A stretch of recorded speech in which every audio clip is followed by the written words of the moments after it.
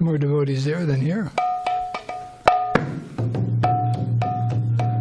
Jaya Radha Madhava Kunja Vihari. Thank you. Kunja Vihari. Jaya Radha Madhava Kunja Vihari.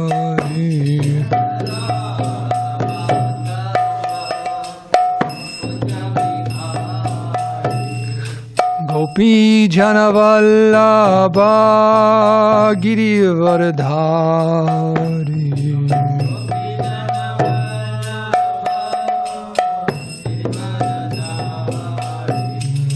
Gopi Janavallabha Girivardhari.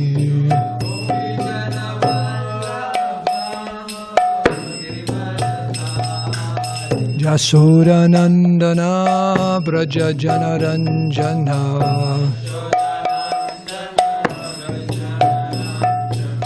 Yasura Nandana Braja Janaranjana.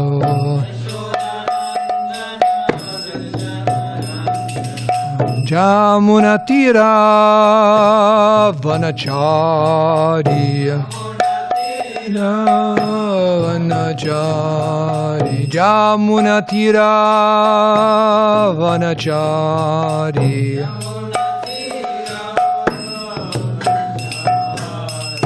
Jaya Radha Madhava Kunja Vihari.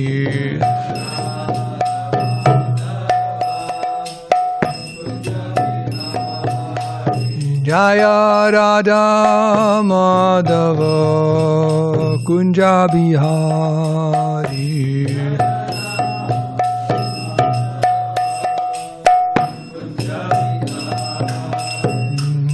Gopi Jana Ballabha Girivardhari.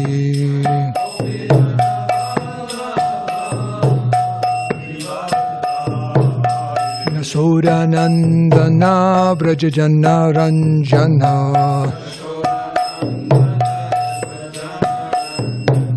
Jamunatira Vanachari.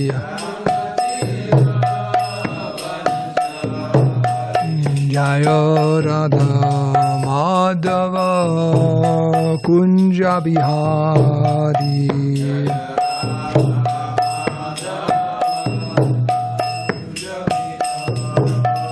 Jaya Radha Madhava Kunja Vihari.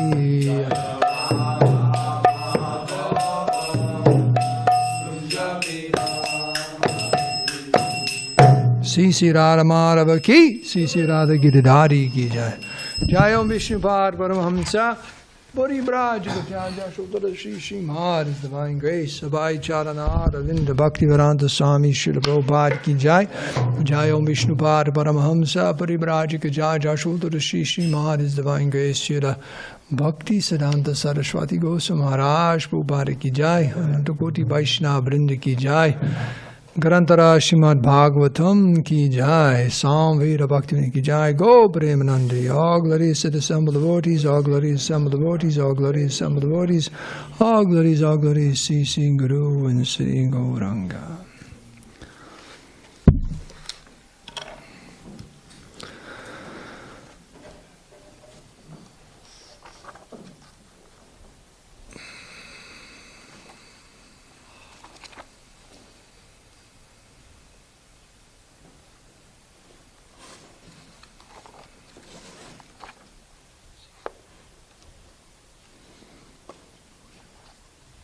There we go.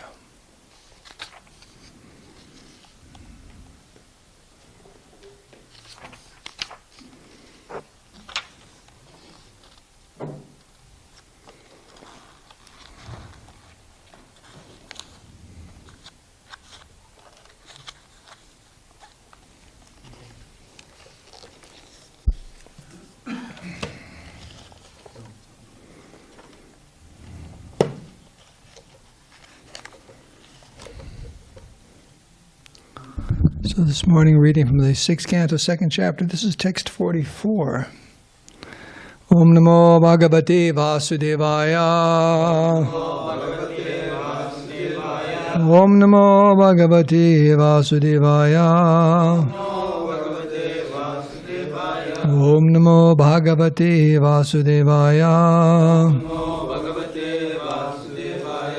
Word for word. Sakam Vihayasa Vipro Mahapurusha Kinkarai Haimam Vimanam Aruya Yayau Yatra Sriya Patihi Sakam Vihayasa Vipro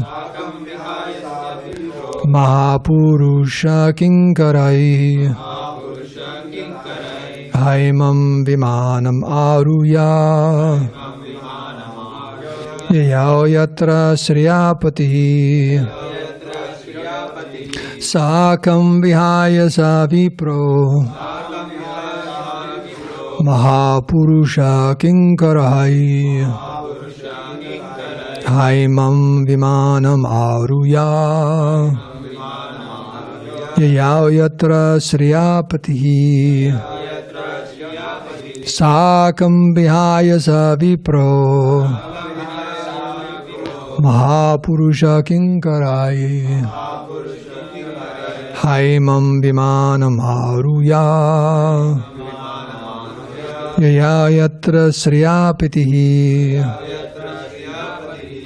Anyone like to chant? Sakam Vihayasa Vipro Sakam Vihayasa Vipro Mahapurusha Kinkarai Mahapurusha Kinkarai Haimam Vimanam Aruhya Haimam Vimanam Aruhya Yayau Yatra Sriyapatihi Yayau Yatra Sriyapatihi Sakam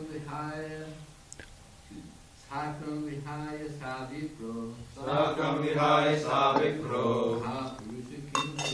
Mahapurusha Kinkarai Haimam Vimanam Aruhya Yayau Yatra Sriyapatihi Sakam Vihayasa Vipro Vihaya Vipro Mahapurusha Kinkarai Mahapurusha Kinkarai Haimam Vimanam Aruhya Haimam Vimanam Aruhya Yayau Yatra Sriyapatihi Yayau Yatra Sriyapatihi Sakam Vihayasa Vipro Mahapurusha Kinkarai Haimam Vimanam Aruya Yayau Yatra Sriyapati. Anyone else? Sakam Vihayasa Vipro Mahapurusha Kinkarai Haimam Vimanam Aruyam Vimanam Yayau Yatra Sriyapati. Word for word. Sakam, along. Vihayasa, by the path in the sky, or the airways. Vipraha, the Brahmana Ajamila. Mahapurusha Kinkarai, with the order carriers of Lord Vishnu. Haimam, made of gold. Vimanam, an airplane. Aruya, boarding.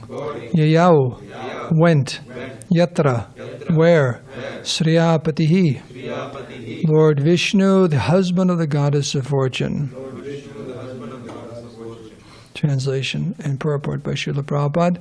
Accompanied by the order carriers of Lord Vishnu, Ajamila boarded an airplane made of gold. Passing through the airways, he went directly to the abode of Lord Vishnu, the husband of the goddess of fortune. Purport.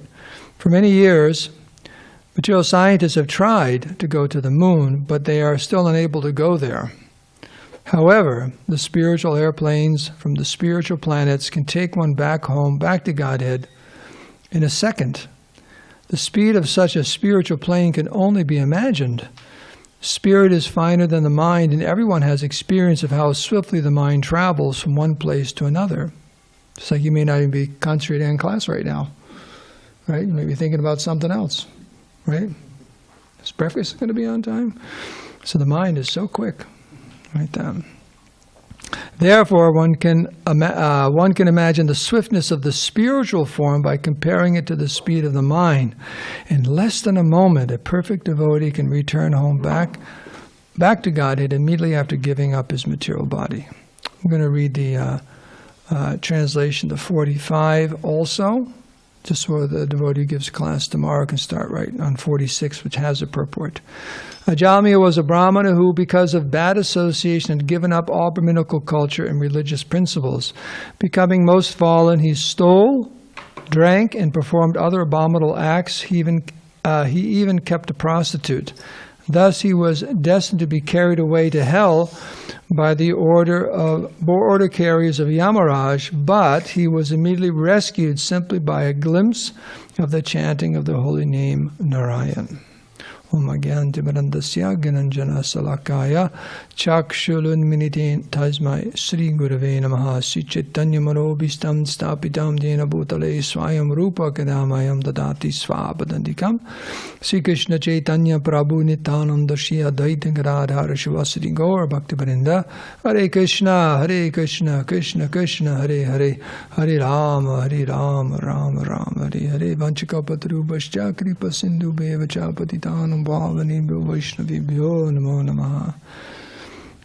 By your good wishes and prayers, ardent prayers, I'll try to say something.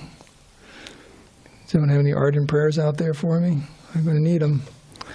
Translation again. Accompanied by the order carriers of Lord Vishnu, Ajamila boarded an airplane made of gold. Passing through the airways, he went directly to the abode of Lord Vishnu, the husband of the goddess of fortune.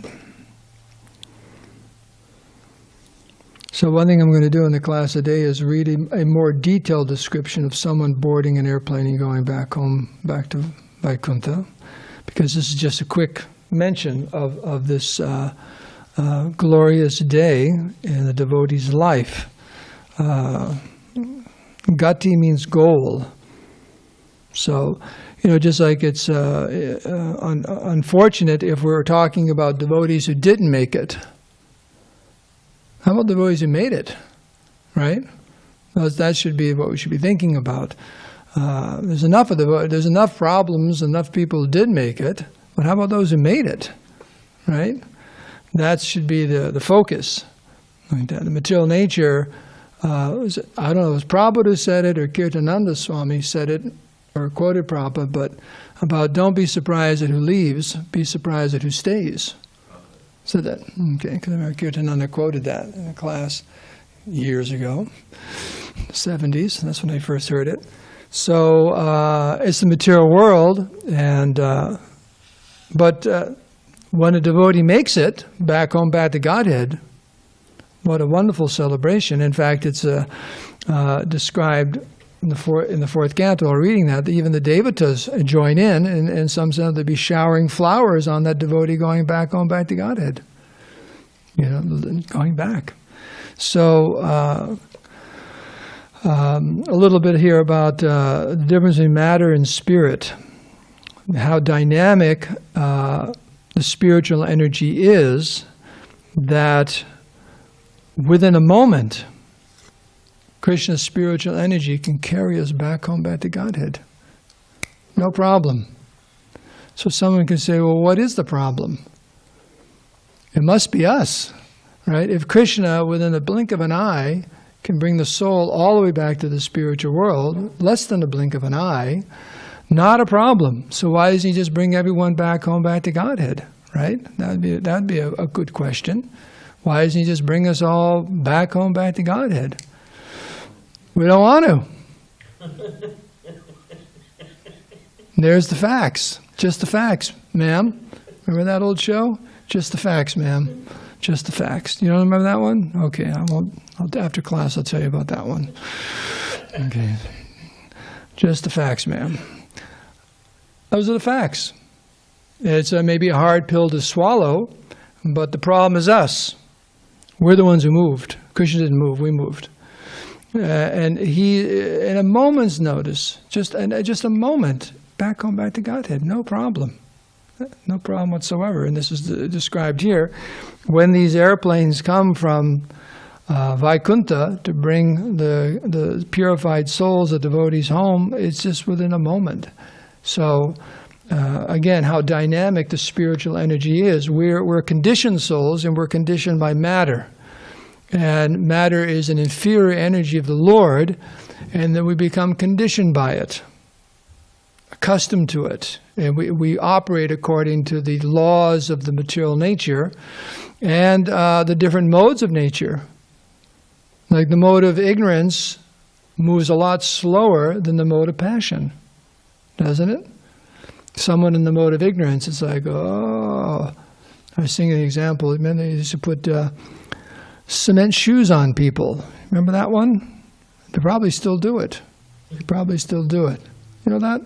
The mafia, they put someone they don't like, they put his feet in a mold and cement shoes and throw him in the river, the East River, and he just sinks out. You can't go anywhere. You got cement shoes on. So, you know, the soul has become so conditioned. We're used to something probably calls it the unfettered freedom of the soul. Satchidananda, to be eternal, full of bliss and knowledge, is actually something we can't even comprehend. It's way, way, way, way beyond us. You know, just like an example might be just like when these people win the lottery. You know, they pull out this number and they see they just won like $100 million. What goes through their mind? What goes through their heart? I've got $100 million. And they can't believe it. All that opulence, just like... So what happens when the soul realizes, yes, I'm eternal, I'm full of bliss and knowledge, and that's just the beginning. How about I'm fully absorbed in pure devotional service? That's our nature. It's just see the conditioning of the jiva. We limit ourselves incredibly, and there's so many different species of life.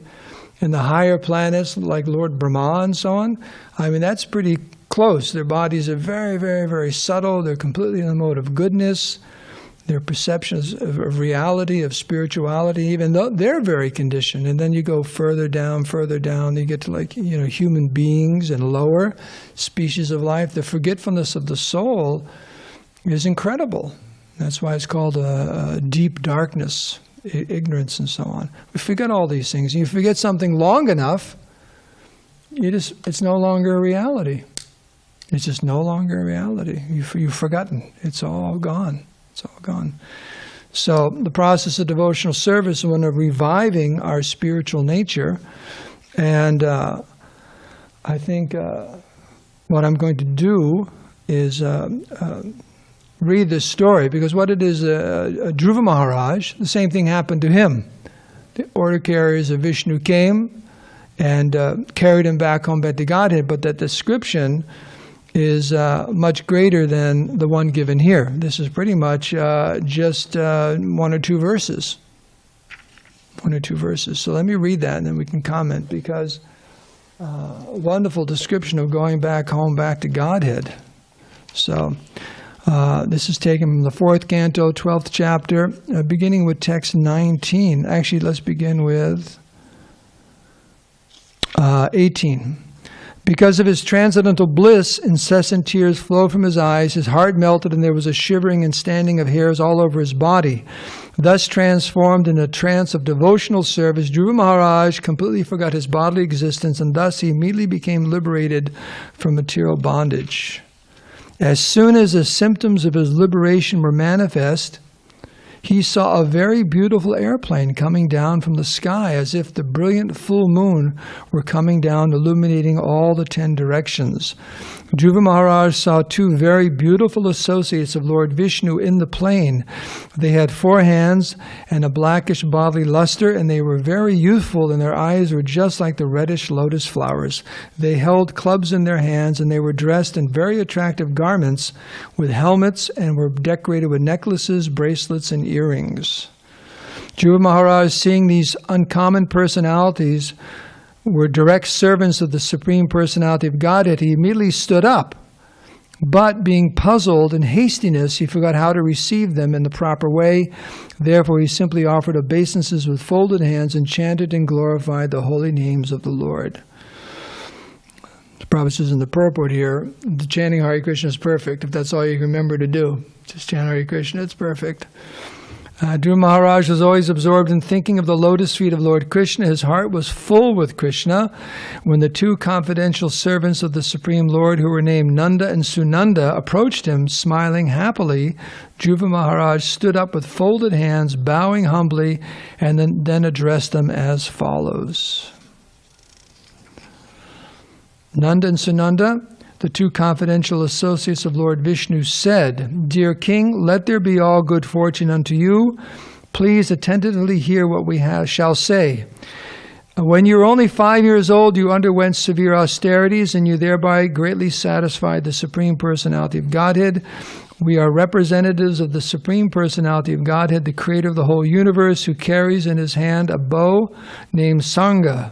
We have been specifically deputed to take you to the spiritual world." Now, isn't that a meeting you'd like to have? So, to achieve Vishnu Loka is very difficult. But by your austerity, you have conquered.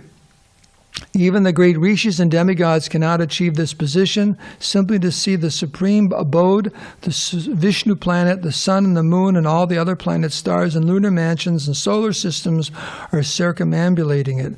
Now please come, you are welcome to go there. So Prabhupada is referring to the spiritual planet in this universe where Lord Vishnu resides. So, dear King Dhruva, neither your forefathers nor anyone else before you ever achieved such a transcendental planet. The planet known as Vishnu Loka, where Lord Vishnu personally resides, is the highest of all. It is worshipable by the inhabitants of all other planets within the universe. Please come with us and live there eternally. O immortal one, this unique airplane has been sent by the Supreme Personality of Godhead, who is worshipped by selected prayers and who is the chief of all living entities. You are quite worthy to board such a plane. So what does that ticket cost? Right? Pure devotional service and the mercy of the devotees. The great sage Maitreya continued, Dhruva Maharaj was very dear to the Supreme Personality of Godhead. When he heard the sweet speeches of the Lord's chief associates in the Vaikuntha planet, he immediately took his sacred bath, dressed himself with suitable ornaments, and performed his daily spiritual duties. Thereafter he offered his respectful obeisance to the great sages present there and accepted their blessings. So one thing Prabhupada puts out in this purport here is he wasn't puffed up. Like, I'm going. Like that. You guys aren't. I am. He wasn't thinking like that at all. He was just ready to go, and he performed his bath, his spiritual duties. He offered his respectful obeisances to all the other sadhus and saintly persons living there in the ashram where he was, taking their blessings. So, I think if he manifested any pride, they would have said, "Oh, took his tick away from him," like that. But showing devotee, even devotee is so advanced that the Vishnu dutas come and take him back to the spiritual world, he doesn't feel he deserves it. He doesn't feel he deserves it by the mercy of the devotees. And so it's showing here, he's so humble, so very, very humble. Like that. Before getting aboard, Dhruva Maharaj worshipped the airplane, circumambulated it, and also offered obeisance to the associates of Vishnu. In the meantime, he became as brilliant and illuminating as molten gold. He was thus completely prepared to board the transcendental plane. So in other words, he immediately transformed into a spiritual body. Because you have to have a spiritual body to go back to the spiritual world. When Dhruva Maharaj was attempting to get on the transcendental plane, he saw death personified approach him. Not caring for death, however, he took advantage of the opportunity to put his feet on the head of death, and thus he got on the airplane, which was as big as a house. And so, in other words, he had a spiritual body, and there was no more death, birth and death for him. At that time, drums and kettle drums resounded from the sky. The chief Gandharvas began to sing, and other demigods showered flowers like torrents of rain upon Dhruva Maharaj. Dhruva was seated in the transcendental airplane and was just about to start when he remembered his mother. his poor mother Suniti. He thought to himself, how shall I go to the Vaikuntha planet alone and leave behind my poor mother? The great associates of Vaikuntha Loka, Nanda and Sunanda, could understand the mind of Dhruva Maharaj, and thus they showed him that his mother Suniti was going forward in another plane. While Dhruva Maharaj was passing through space, he gradually saw all the planets of the solar system, and on the path he saw all the demigods in their airplanes showering flowers upon him like rain. Dhruva Maharaj thus surpassed the 7 planetary systems of the great sages known as the Saptarishi. Beyond that region, he achieved the transcendental situation of permanent life in the planet where Lord Vishnu lives. One more verse. The self-effulgent Vaikuntha planets, by whose illumination alone all the illuminating planets within this material world give off reflected light, cannot be reached by those who are not merciful to other living entities. Only persons who constantly engage in welfare activities for other living entities can reach the Vaikuntha planets. Persons who are peaceful, equiposed, cleansed and purified, and who know the art of pleasing all other living entities, keep friendship only with devotees of the Lord. They alone can very easily achieve the perfection of going back home, back to Godhead. So, sometimes you meet someone, it's a good question, someone's following a particular spiritual path, and you ask them, well, what happens when you attain perfection in that path? In other words, if you are a perfect Christian, what actually happens at the time of death? If you're a perfect Muslim, what happens? A perfect Jew, a perfect Buddhist, right? Perfect this or perfect that. And it's interesting to get their answer. Because really no one knows. They really don't know. In fact, I remember this one lecture, Garuda Prabhu was saying, he was driving, he was in Boston, I don't know if it was when he was in school or teaching there already, but he was bringing one of the world's authorities on Buddhism to some symposium or lecture. He said, because he was there at Harvard or whatever, and he said he remembers driving there, and he asked the person, well, what does it mean to attain perfection in Buddhism? And the man couldn't give a straight answer. Couldn't give an answer. Didn't really know. He was one of the world authorities on Buddhism. Didn't really know. It's not clear. It's just not clear what happens. Just like in Christianity, I just visited my brother's grave the other day. He's he's buried in Bonita. My younger brother lived here for some time. And you see all these gravestones, and they all say, in heaven now, in the hands of God. God gone to heaven. In the hands of Jesus, and then the person's name, all over these stones, so they take it for granted. When you die, you just go to heaven, right? They just went. But then there are all those others that say you're still in the grave, right? And then when Christ comes again, then you pop out of the grave. In a spiritual body, right? And they say that. You have to wait. I don't know if that's Catholicism. You have limbo. Is it called limbo? There's like a big waiting room somewhere. Purgatory? But what's limbo? You're waiting in limbo. Anyways, you wait. You don't go right away, correct? You have to wait for Christ to come back. Let's say you died 1 year after he left. You've been waiting around 2,000 years. You know how many cups of coffee that is? Just waiting for him to come back.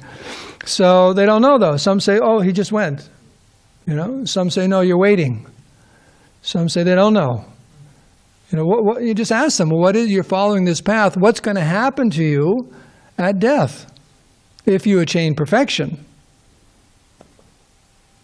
Now, who besides the Vaishnavas is describing Goloka Vrindavan or the pastimes of Chaitanya Mahaprabhu or these devotees here going back to Vaikuntha? It's all wonderful. It's all very, very specific. And some people don't like that. I remember Maharaj, but Maharaj tells a story that when he was coming to Krishna consciousness, he had a friend. And his friend also read Prabhupada's Gita. And he told Maharaj, I don't like this book. I don't like it at all. You know why he didn't like it? He said, because everything's spelled out so clearly. Exactly who the soul and Krishna and going back home, back to God. There's no room for Speculation. I'm God and speculation. People love that, right? That's the downfall of India. I was just listening to a lecture by Prabhupada at the Chandigarh Rotary Club, you know? And the main his lecture was about Bhagavad Gita and the fact that now everyone thinks Bhagavad Gita is a book you can speculate on. You read it. What did you think of the Bhagavad Gita? Oh, really? What did you think of the Bhagavad? You know, what's your idea? What do you think Krishna meant? What do you think Krishna meant? You know, as if you have a right to say, "Oh, Krishna meant this. Krishna meant that." And Prabhupada said, Prabhupada said, just like Kurukshetra. Now, Prabhupada quoted a verse from the Vedas that Kurukshetra has been their holy land, holy place since time immemorial. But there's one commentary, at least on the Bhagavad Gita, where the Kurukshetra is the body. And the Pandavas are the senses and this and that. Or Prabhupada said there's he referred to it, but in one lecture he said some government employee in South India wrote some book how Krishna was a black aborigine in some tribe in South India. Yeah, because Krishna, you know. So Prabhupada was saying this has ruined India. No one wants to take Krishna's word. Krishna speaking Bhagavad Gita, just take it instead of speculating. And Prabhupada said the speculation's ruined everything. It's so clear, everything is so clear, but no one wants because everyone is so proud. I know better than Krishna. Well, that's quite a statement. Maybe it's because Mahatma did it, so they just Mahatma? Yes, Mahatma. In fact, his book is My Experiments in Truth. So he's experimenting. Why don't you just follow how I surrendered to Krishna? Then he would have been the real Mahatma Gandhi. So, people feel that... anyways, the point is, where is a clear idea? It's there. And this is the great crime. It's actually a crime. That's a clear, concise understanding of spirituality, which is beyond sectarianism, is presented in these literatures. And it's the symptom of Kali Yuga that they screw it all up. Right? Obscure the meaning, deny Krishna's words. It's very, very sad. You feel uncomfortable that someone has an explanation of reality. So that means they're not really interested. That's what it must mean, right? It's the journey, right? It's the journey. You don't want to find a conclusion. It's the journey, like that. But here, Prabhupada says, if you don't know who God is, well, here's Krishna. So you say, no, Krishna's not God. Then Prabhupada says, then who's your God? Let's see your definition of God. Let's see who you're presenting. Is it better than Krishna? So, and in that lecture, he was saying how previously you had a philosophical discussion with someone, and if you lost, you became their disciple. You accepted their conclusion. But now, you can argue forever, and no one accepts it. You win, but no one accepts it. Oh, okay, that's your idea. It's a debate. It's your idea. And then Prabhupada said that's why we have to understand Bhagavad Gita as Arjuna understood Bhagavad Gita, because friends can argue and there's no conclusion. But then when Arjuna says, Shishasteham sarimam tum prapanam, I'm your disciple, then everything changes. Then whatever you hear from your guru, from your teacher, that's it. There's no more speculating. There's no more challenging. Like that. And that's how one receives perfect knowledge. That's why one receives perfect knowledge. So it's a unfortunate symptom of the age of Kali that people just make up everything. Yata tatamat, right? Yeah, excuse me. I made that up. Okay. There are many ways to say that line. I just said it wrong, though. I accept I said it wrong, though, and you're my guru. So at least I'm humble enough to accept my... You convinced me that you can say it any way you want. So that's... And the preacher has the great... has to be very, very tolerant, because that's a symptom of the age. And that's even not just the ordinary person on the street, if there is such a thing as an ordinary person anymore, but even in academia and all that, that's it. That's what you're taught when you go to university. If you take a class in philosophy or this or that, it's really over to you. what you interpret as being a reality. But then death comes, right? Birth, death, disease, and old age come. How are you going to figure yourself? How are you going to accept or not accept that? I'm going to live forever in the metaverse. Okay. In the what? Metaverse? No, I haven't heard about the metaverse. Okay. So, but this is why the books have to be distributed. This is the truth. And a sincere soul, it was described at the end of your class the other day, one who has some faith, one who has some punya, has acquired some punya, when they hear it, they accept it. Right? Someone who's a gentleman, a lady, pious, they hear the truth, oh yes. Because they're sincere. Someone who really wants to know, they stop arguing. Their concern is to really know the truth and how fortunate we are. So, what we're reading about today is one example in great detail. What does it mean at the time of death one's perfect? How this is one thing that happens, one way, is an airplane from Vaikuntha comes and just takes you back. And that journey is a moment. I mean, we read, it took me more than a moment to read all those verses and so on, but really it's just that spiritual dimension is so dynamic. Within one moment, you're back. And the Prabhupada said when you return to the spiritual world, it's kind of like you just wake up from a dream. Yes, it does. So it was just like you were gone for a moment. The whole millions and billions of lifetimes for the soul is just like a bad dream or something. Amazing. The dynamic of the soul. So that's what we're trying to uncover and revive.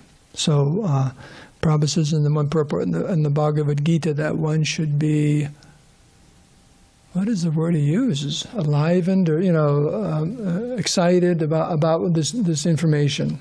What's the word Prabhupada uses? You're our English editor. It's not a. No. It's something. He's fascinated. Something like fascinated. In other words, wow. Everyone, all devotees feel that. Wow, when they read Prabhupada's books the first time, and every time, they say, wow, this is amazing. This is it. Everything's right here. Now let's follow it. And now we know the path. Now we just have to walk it. We just have to go. Like that. But this is what we have to look forward to. Such a positive future, bright future for the devotee. Devotee's future is very, very, very bright. Like that. And how bright it is described in the pages of the Bhagavatam. How bright it is for the devotees and how kind Krishna is. And Krishna is right there, just always asking us to come back home at the Godhead. He's never neglectful of the soul. So who's the person who's neglectful? Unfortunately, it's us. We got more important things to do. Krishna says, "Hey, would you like to come back home back to Godhead? I got a few more billion lifetimes. I got a few more things to do. Right? A little more eating, sleeping, mating, defending. How long will you be?" Krishna says. You say, "Well, maybe a few million lifetimes." That's been our line for quite some time. So. Krishna says, like the two birds on the tree, the example is given in the Upanishads. One is just keeps trying to enjoy the fruit, and the other is just waiting very, very patiently. Every once in a while just saying, I think, we ought to go to another tree. There's nothing here for us. So we have to train ourselves to hear Krishna, and that's the Hare Krishna mantra. Hare Krishna, Krishna Krishna, Hare Hare, Hare Rama, Rama Rama, Hare Hare. That's hearing Krishna. You chant purely, just like Ajamila. That's the whole point of the story. Ajamila heard the holy name. That was it. Just a glimpse of the pure holy name, and his life is completely transformed. Fortunately, he made it out at the end of his life, back home, back to Godhead.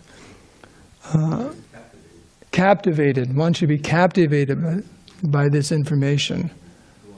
Like that. So like captivated. In other words, that's it, you're captivated. Not like mildly interested. Like that. Captivated by this information about the spiritual world. And there's a spiritual dimension. So, great souls. So we have just a minute or two or three, then we need to stop and rush outside. Well, that's breakfast in 12 minutes. You got to get out of here and be at breakfast, right? Is breakfast at 8:30 or? We've been in the class at 8:30. I don't know. Okay. So, are there any questions or comments? I'm sure there's some. Hare Krishna, thank you, Dharma. Because right now you were just explaining how devotees go back to Vaikuntha with the airplane. But what about the case with Narada Muni? He wasn't picked up. When he left his body, lightning and thunder simultaneously. Yeah. Yes, And a so spiritual body. Yeah. So can you explain the difference between the different? Well, not everyone goes back to Vaikuntha. In the Krishna book, Prabhupada says that devotee passes away, and where he goes is actually the universe where Krishna's having his pastimes. And he goes to that universe, you could say, to be trained up. Just like we read about the different groups of gopis.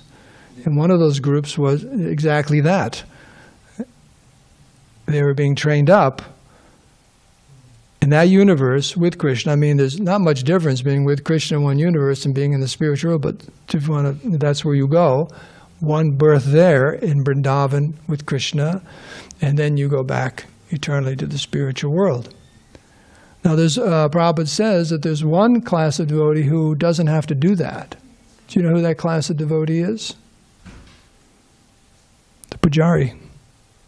Prabhupada says the Pujari doesn't do that. He just immediately goes back home, back to Godhead. Because you're with Krishna. Prabhupada said that, the Pujari. Like that.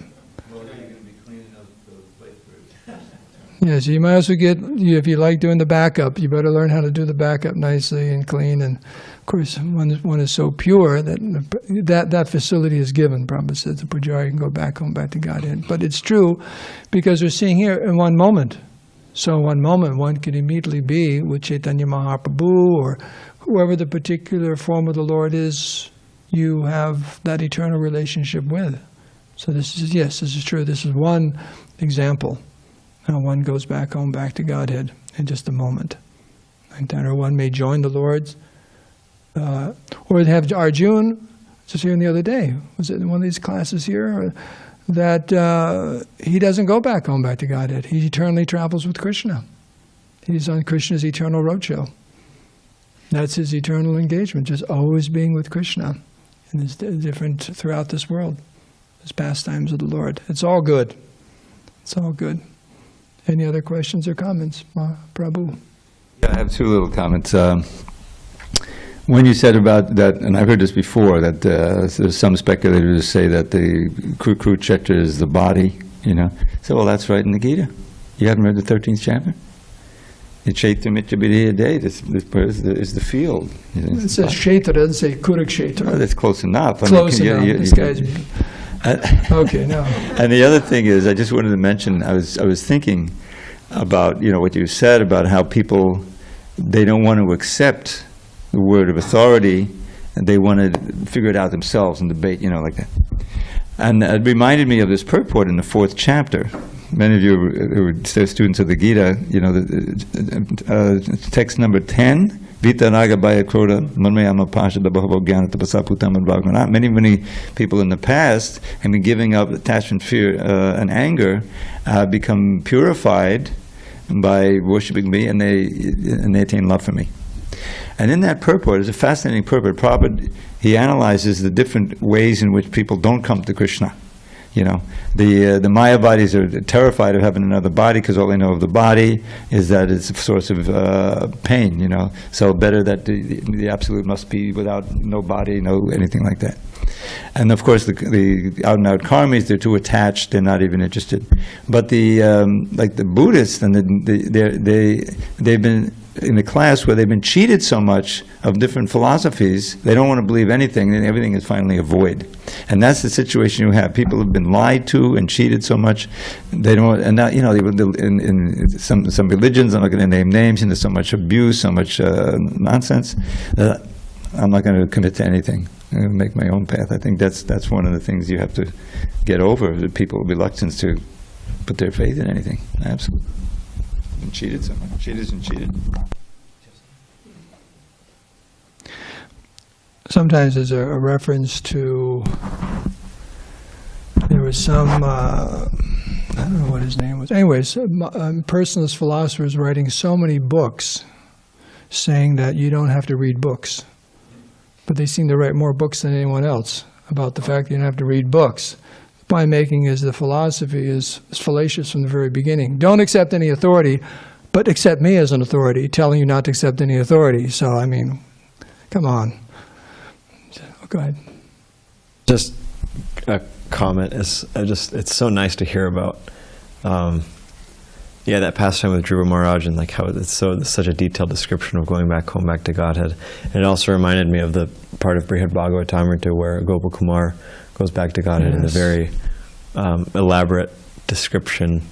It's just so nice. It's so, it gives you something to kind of look forward to. It gives you kind of an image in your head of like what we're really working toward. So anyway, that was, something I reflected on.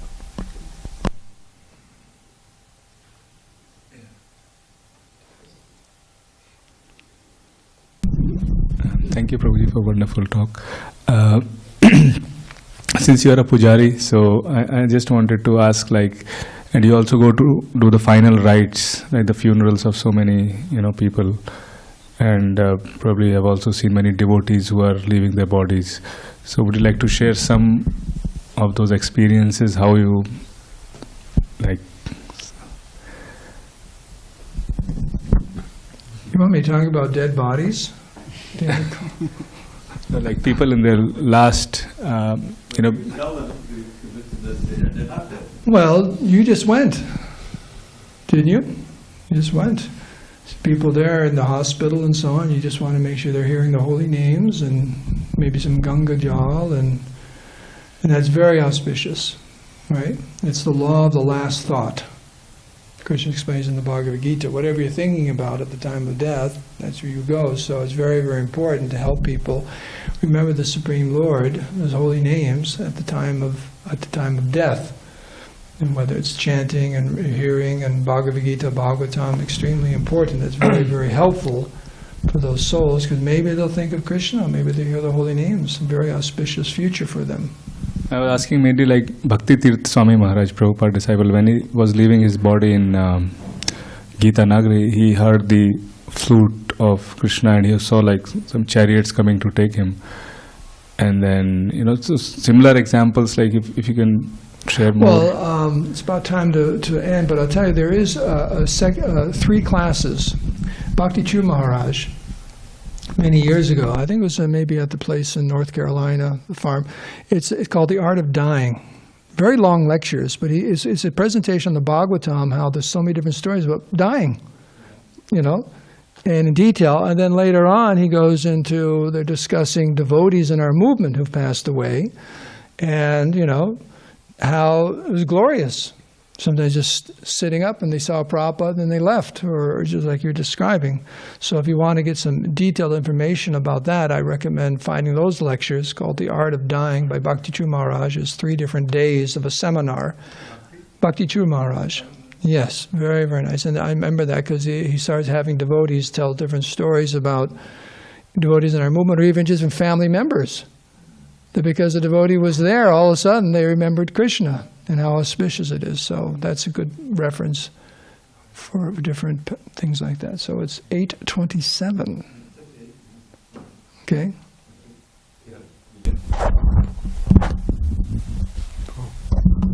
Oh, I do. Getting my phone. He's getting his phone. Yeah. Okay. Online? Hare Krishna. Thank you very much for a nice class. That's all. Hare Krishna. Okay. Dravida Prabhu. You mentioned about that, you didn't mention by name, the Crow and Tal letter. Where Prabhupada, yes, that's what he said. It's just like a dream, you're waking up. And many devotees may not know, thankfully, that there was a huge debate during the 90s, and about whether we really fell from the spiritual world. Now you may wonder, well, that's really odd, because Prabhupada always talks about going back to Godhead. And that's the way he described it. Yes, we were there, and by our independence we fell down, and we're going back, and like that. In the Brihad Bhagavatam, when you read it, there's that famous scene that's painted in so many ways, where Krishna embraces the Gopakumar, who is now in his original Swarup. And he recognizes him. It's a scene where he says, "Oh, my old friend," isn't it? It's Swarup. His name is Swarup, his original Rup. To me, that was like QED for like going back to God. Here it is, right in Sanatana Goswami's seminal work. That is the first book written by the Goswamis. That book was the first one.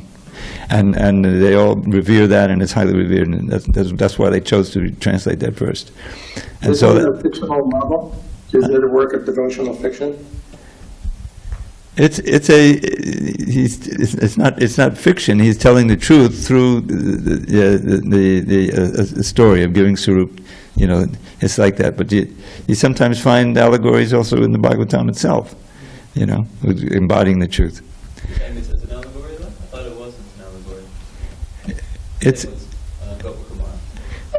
well, there's different opinions about what it is, but what it is, it certainly embodies the ideas of Sanatana Goswami about what it means to go back to Godhead and attain your Swarup. Swarup attained his Swarup. So I just wanted to point that out because you referred to it and you mentioned it. So we can end here. All glories to Srila Prabhupada. All glories to the Sankirtan devotees of Chaitanya Mahaprabhu.